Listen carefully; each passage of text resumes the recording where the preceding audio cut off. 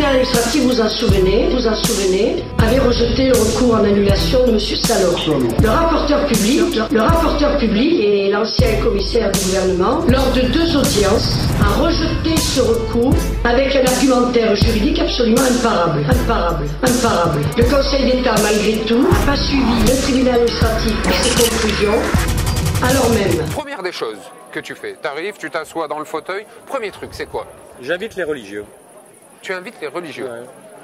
J'invite les religieux de la ville. Entre guillemets, ça me la coupe parce qu'on ne me l'avait jamais fait. C'est ma première décision. J'invite les religieux, j'invite l'archevêque d'Aix, j'invite les imams, j'invite le rabbi, j'invite Et par rapport au tissu social ou par rapport à la religion là? Non, j'invite les religieux parce que je crois intimement qu'aujourd'hui, dans notre société, tolérance, religion et action sont intimement liées. Je suis moi-même croyant. Je crois fondamentalement aujourd'hui à l'action spirituelle et à la volonté d'agir, non pas par l'action religieuse, parce que je suis laïque, évidemment, mais parce que je crois qu'à un moment, je veux donner la parole aux autorités religieuses de la ville sur cette idée du bien commun, parce qu'ils le ressentent différemment qu'un politique laïque comme moi. Ils ont leur avis à donner, ils ont leur sagesse à donner. Vous savez, les religions, on les écoute quand il y a des catastrophes, quand tout va mal. Quand on va avoir des prières parce qu'il y a des gens qui sont morts, parce qu'il y a des problèmes. Non. Moi, je veux des religieux de cette ville retirer des idées positives. Mais je te coupe une seconde. Est-ce que tu sous-entends là, sans vouloir faire de la basse provoque, etc., mais ce qu'on entend aussi, c'est qu'il y a certains religieux qui pètent vraiment un câble, qui vont dire des trucs qui défient l'entendement.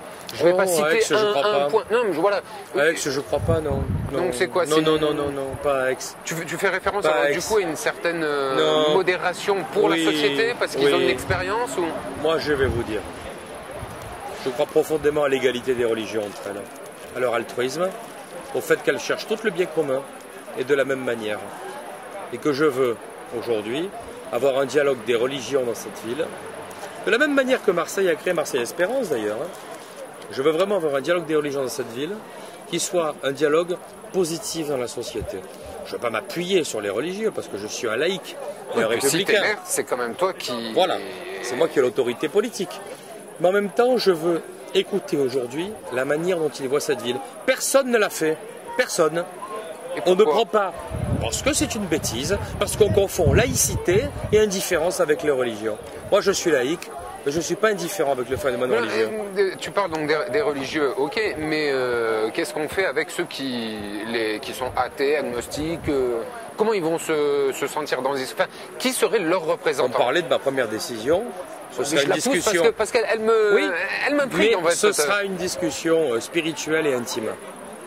Ce sera une discussion intime. Elle ne transparaîtra pas sur l'espace public. Par contre, ma deuxième décision, c'est le logement social.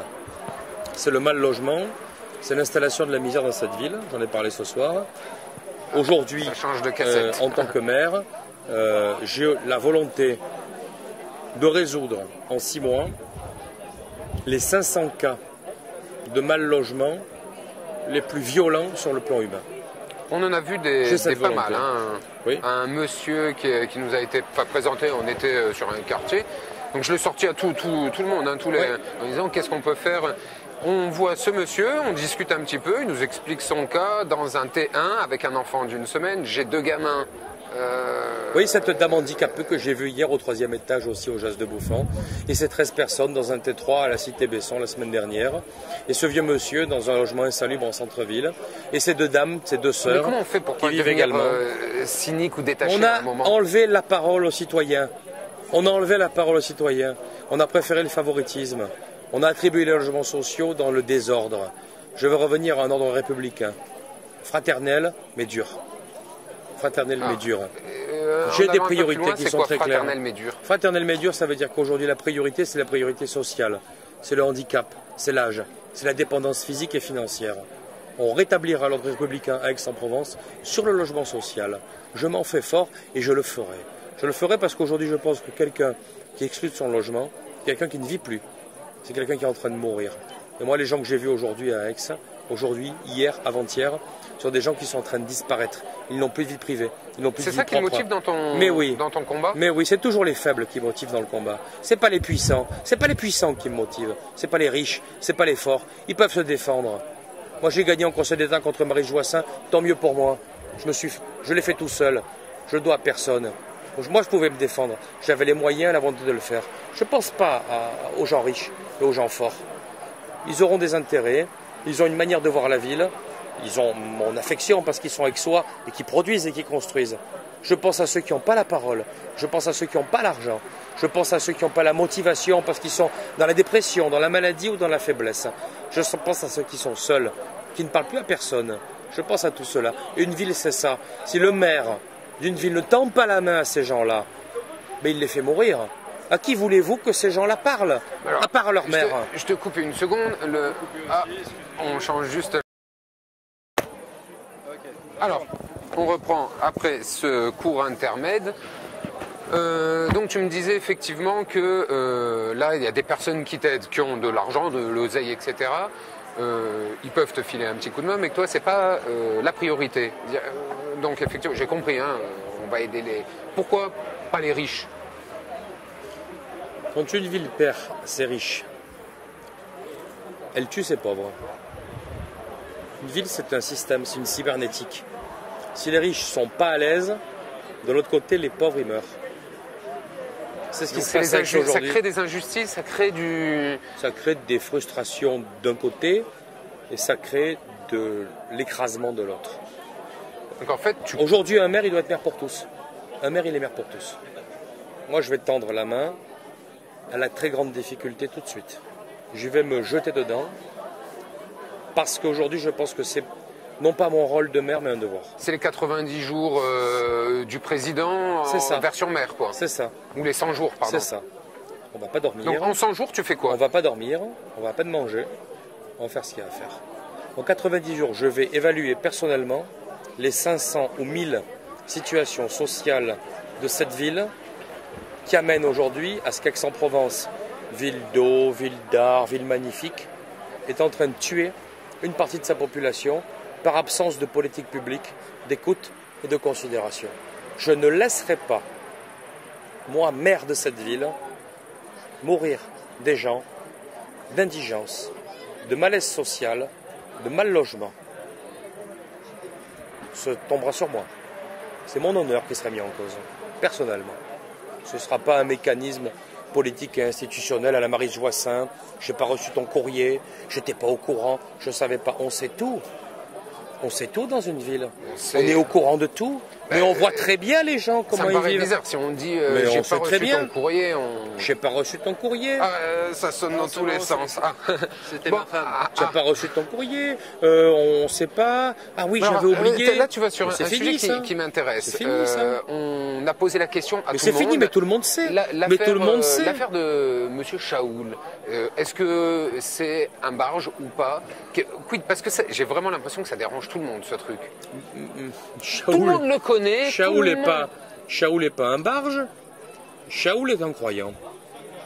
Aujourd'hui, Chaoul est absolument certain d'avoir une vérité administrative dans ses mains, prouvant des irrégularités sur la constitution des listes électorales de l'année dernière. Il a attaqué en annulation des élections, comme moi, celle de l'an dernier. J'ai gagné, pas lui, son motif n'ayant pas été retenu. Par contre, il est toujours en instance, à ce que je sais, devant la justice administrative et devant la justice civile. Il a été victime de brimade. Il était victime d'exclusion de son poste. Parce que c'est ça, voilà, moi, qui me surprend. C'est la vérité. Il démontre, d'une manière ou d'une autre, que des gens ont voté qui n'auraient pas dû voter. Libre à lui d'en faire la preuve. Ce que je veux dire par là, c'est que dans une ville comme Aix-en-Provence aujourd'hui, vous avez quelque chose de bien plus grave que l'affaire Chaoul, qui est la menace d'une démocratie imparfaite.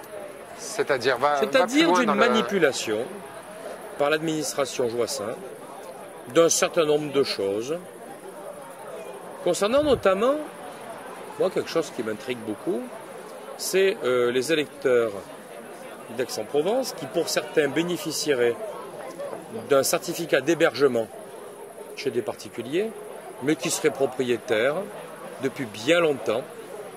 À côté? Dans d'autres villes qu'Aix-en-Provence. Les gens qui font ça directement, c'est... fausse la démocratie. Oui, mais ils faussent la démocratie. Sur ça, Chaoul a raison. Chaoul a démontré qu'un certain nombre d'électeurs de Marie Joissains inscrits dans les bureaux de vote aixois n'étaient depuis belle lurette plus du tout des habitants d'Aix-en-Provence, mais des gens qui bénéficiaient de certificats d'hébergement aixois. Ça, honnêtement, Chaoul l'a démontré. Alors même que depuis des dizaines d'années, il le fait à 98%. Sur quelle base ces élections ont-elles été annulées? Sur la base d'un tract anonyme, non distribué. Même M. Salor ne m'impute pas, puisqu'il l'a reconnu et il l'a écrit dans le journal La Provence.